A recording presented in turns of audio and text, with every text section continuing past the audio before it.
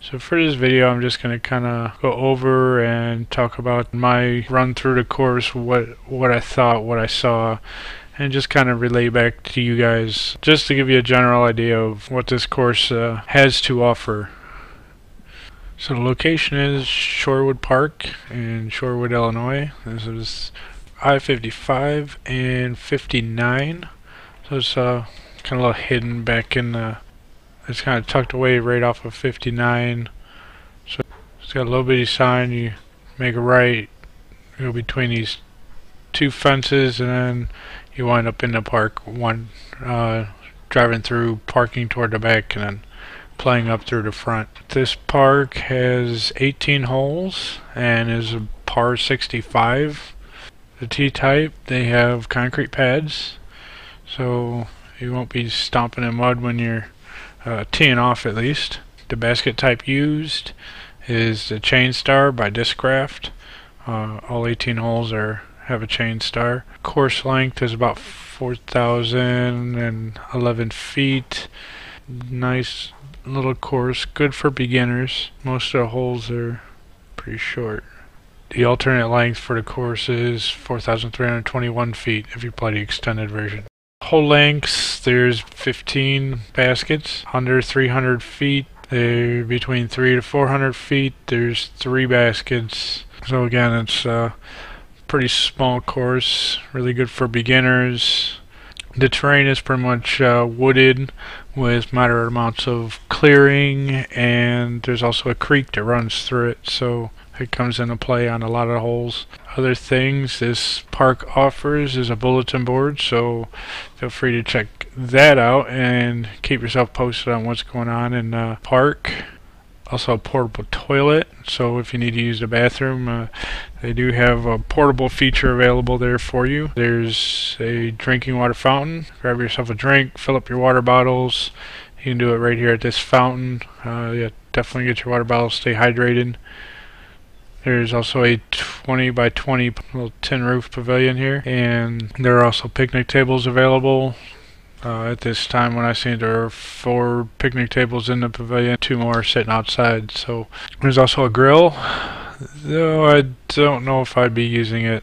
It looks like the grill needs a bit of help. So I might not recommend the grill, but everything else is good. The park has a long paved driveway entry into a small gravel parking lot. The long drive coming in is kind of winds around through, and you actually drive through some areas of crossing to get from one hole to another. You drive in right alongside tees as well as baskets, so you want to make sure you drive slow coming in and avoid getting hit by discs or hitting someone or hitting someone's disc. So here we are at hole number 1. Hole 1 is located right off the parking lot, so as you're leaving the parking lot going toward the woods, there's a little tee right there, so he'll tee off throwing into the woods. It kind of goes into a little clearing, so you kind of pass through the clearing, and it's on the back right side. It's a little short throw. This is a par 3, so keeping it kind of simple. This one's more along landing. Getting a good landing spot is everything, setting up for your short game, so try not to put yourself too far off or the basket. Then to get to hole 2, you just turn around from the basket, and you'll walk off to the right, and there's like a little bunny hole that you kind of walk down under some covering and pop up on the other side, and there you'll find tee number 2. Here at tee number 2, it's a par 5.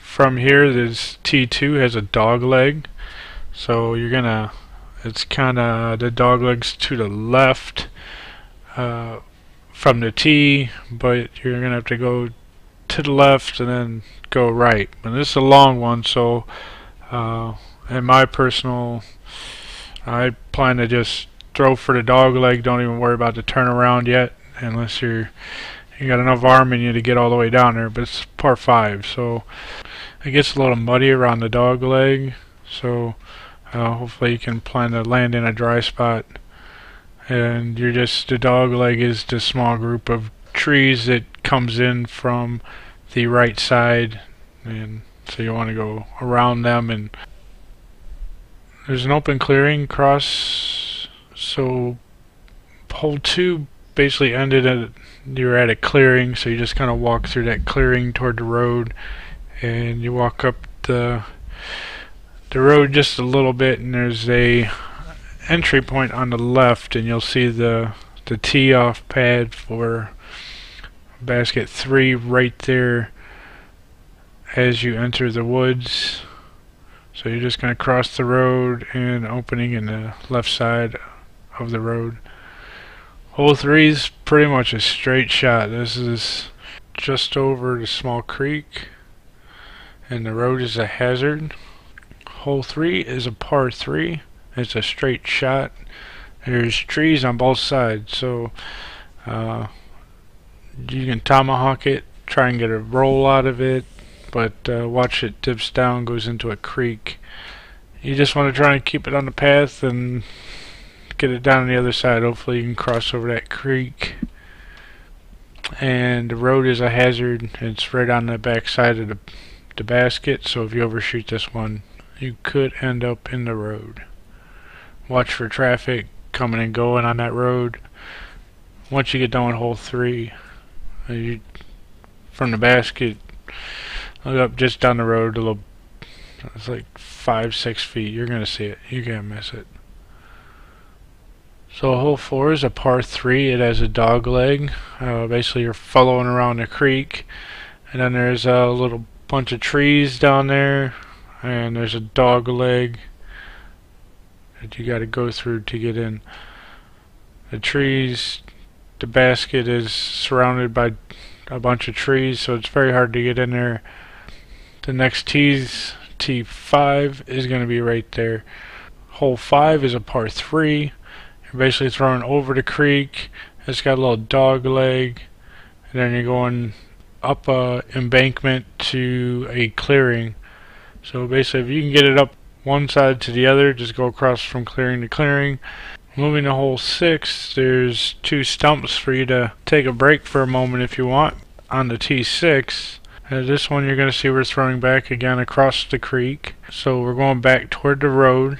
In fact, the basket is right along the edge of the road. So try not to overshoot this one, otherwise you're going to end up in the road where there's a hazard. At hole 7 is a par 3. This one is a road hazard as well. The tee and basket are near the drive entry. So I don't know if you guys have noticed by now, but this course has a lot of road hazards. You play along the road for a fair portion of the game, so when you're coming in, going out, just be cautious of the people that are coming in and out of the park. Okay, and moving to 8 is very simple. It's just to the left of the basket from 7. And for hole 8, it's a par 3. And we're pretty much tucked under the canopy of the trees for this shot. From the tee, we're just going to clear some of these trees, but avoid the overhead canopy. So you'll want to watch out right on your right hand side of the trees. You're going to see that the trees are a bit beat up from where people didn't do it right for previous attempts. And with that, there's a lot of roots right near the basket, so you'll want to watch that when walking around there you don't trip, fall on the roots that are sticking out of the ground. You'll want to watch it with your frisbees. If you get a roller out there, they might start bouncing or jump out somewhere, or just kind of dart off into the brush.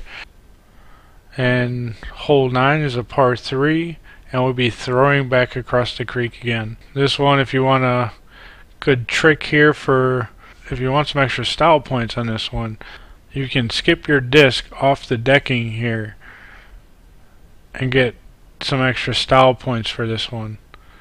But you want to be aware that if you don't land it on the deck, or you don't make it across, there's mud, water, and thick vegetation that awaits you. So make sure you clear everything below, because it's a slightly wet creek bed.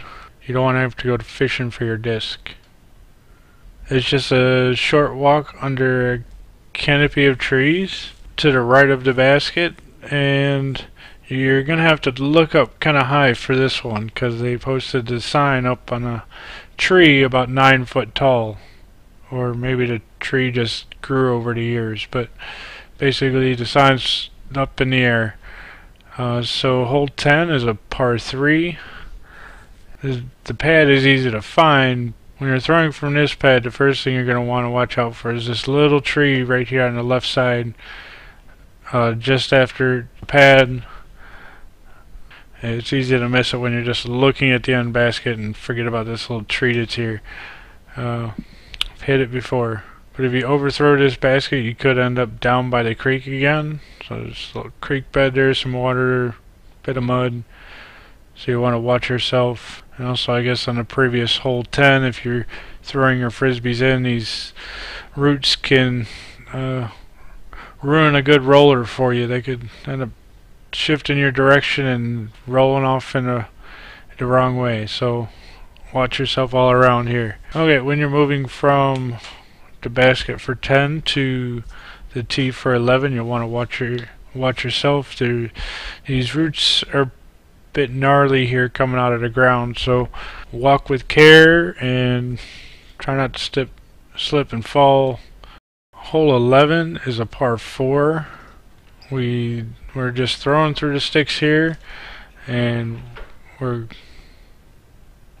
going basically straight back and hooking a right at the end.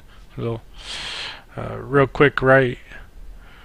And for this one, every time I go to this hole, I like to tell myself it's beyond what you see,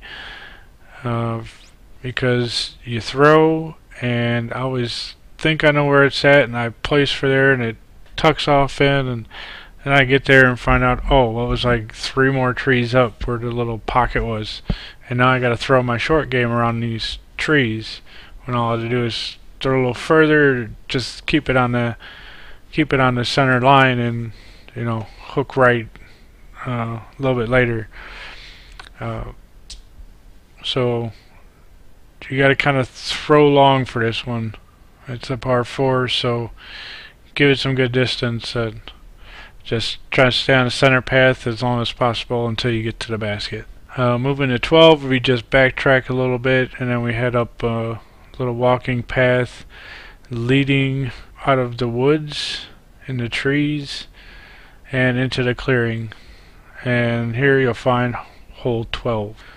Hole 12 is a par 4.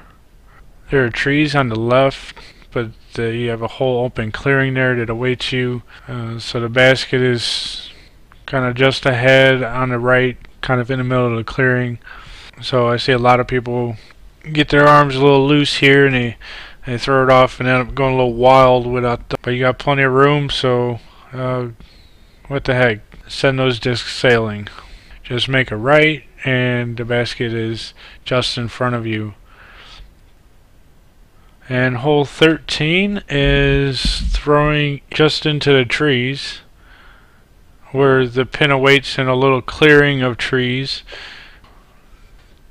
The pad for 14 is just a small walk under the canopy of trees, and you pop out at the other side and you find yourself. Hole 14 is a par 4. They got a big road hazard here. The pad is right on the edge of the road. You're going to have traffic coming by on the left side of the pad, so you'll want to watch. The tee is along the road as well. My preferred throwing on this one is slightly to the left of the trees and a weave to the right. Now this kind of puts your frisbee going right over the road and back in, so you'll want to be cautious of traffic that's moving about the roadway. That play it safe around there, do what you're comfortable with. And then going to the pad for basket 15 is we just take a little back step around a couple trees here, and hole 15 is a par 3. It's really clear except for these 2 trees and a bench seat that are right in your throwing path. Yeah, so watch for somebody who just might be sitting there reading a book. So the basket is right on the other side of those trees. A nice skilled shot will land you in a good place to pick this one up. And moving on to hole 16, it's pretty much clear from here, so you're just a little short walk. You'll find yourself at teeing pad. Hole 16 is a par 3. And on this one, you'll need to pull a hard right to get around these trees, and you're going to be going, it goes into a valley and then comes back up as you go around the trees. So you got to hit this dog leg. So you just kind of want to keep it high and make sure to get around that dog leg, and it comes back pretty quick. So just keep it shallow, don't go too deep on this one. Throwing too far could put you in a rough shot. And moving to 17. Pad for 17 is a short walk back up the hill. The tee for 17 is right next to where 16 was. Hole 17 is a par 5. Free to give yourself plenty of air on this one, get your distance, because you're just going straight back to the corner. Pretty much got nothing in your way, so let them loose, but just try not to go too far on this one. It could put you in some heavy brush or into the trees. And moving on to our final tee, is just a short walk through the woods. We'll go down a small set of stairs and through the trees, and we'll find ourselves in a nice clearing with a pad just at the edge of the woods. And we're going to be throwing out of the woods. There's probably about a 10-foot opening, and you're probably about 20 foot back, so you're going to need to throw straight and then cut a hard right, and it's going uphill too, so you really need to work this one out. So if you got a nice disc that cuts a hard right, definitely use it, but make sure you can get the distance going out the. Now we're at basket 18, and I've finished a round, and you'll find yourself again coming back into the parking lot after you finish.